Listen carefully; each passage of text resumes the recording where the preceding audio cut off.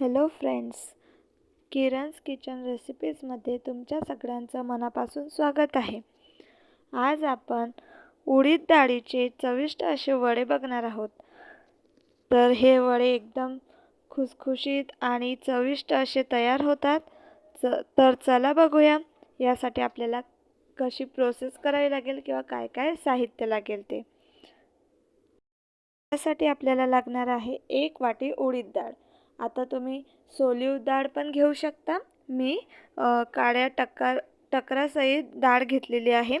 तर ती मी 2 ते 3 तास भिजत घातली। त्यानंतर जशी ती भिजली स्वच्छ धुवून काढली। काही टक्कर ठेवले आहेत कारण मला ते तसे आवडते म्हणून।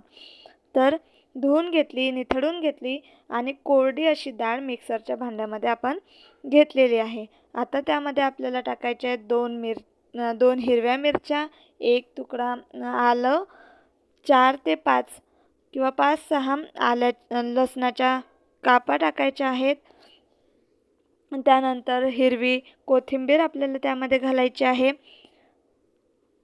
आणि सोबतच त्यामध्ये घालायचं आहे जिरं।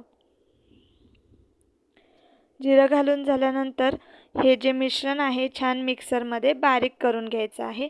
पण जास्त पण बारीक नको, थोडं जाडसर जर ठेवलं ना तर ते जे वडे आहेत ते खूप छान आणि टेस्टी लागतात। ती जी डाळ दाताखाली येते ते खूप छान लागते। त्यानंतर एका प्लेटमध्ये एका भांड्यामध्ये ते मिश्रण काढून घेतलेलं आहे। त्यामध्ये थोडी कणिक टाकायची। आता 2 चमचे आपण त्यामध्ये कणिक टाकणार आहोत। बाइंडिंगसाठी ते चांगलं असतं। बाइंडिंगसाठी आपल्याला कणिक टाकली तरी चालतं किंवा तुम्ही बेसनही टाकू शकता। नंतर चवीनुसार मीठ आपल्याला त्यामध्ये घालायचं आहे। थोडीशी हळद त्यामध्ये घालायची आहे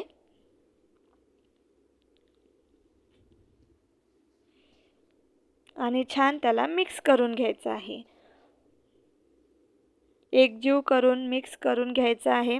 व्यवस्थित त्याचा असा गोळा म्हणजे भिजवून घ्यायचा आहे, मळून घ्यायचा आहे। त्याला थोडं थोडं पाणी लावून त्याचा एकसंध असा गोळा तयार करून घ्यायचा आहे। हे प्रोसेस होईपर्यंत आपल्याला तेल तापत ठेवायचं आहे एका कढईमध्ये।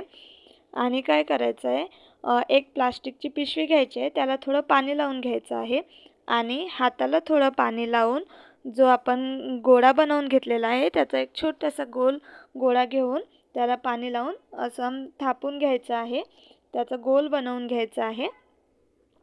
जसं पातळ जाड तुम्हाला आवडतं तसं तुम्ही करू शकता। आता मी इथे काय केलेलं आहे की या ज्या गोळ्याचं 4 भाग करून घेतलेले आहेत।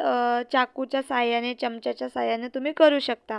आणि जर तुम्हाला आवडत असेल तर तुम्ही गोल ॲज इट इज ठेवून मधामध्ये एक बोटाने छेद करून तसा पण वडा तळला तरी चालेल। आता मी याचे ट्रायंगल बनवून घेतलेले आहेत आणि तेल गरम झाल्यावर त्यामध्ये ते तळायसाठी ठेवलेले आहेत।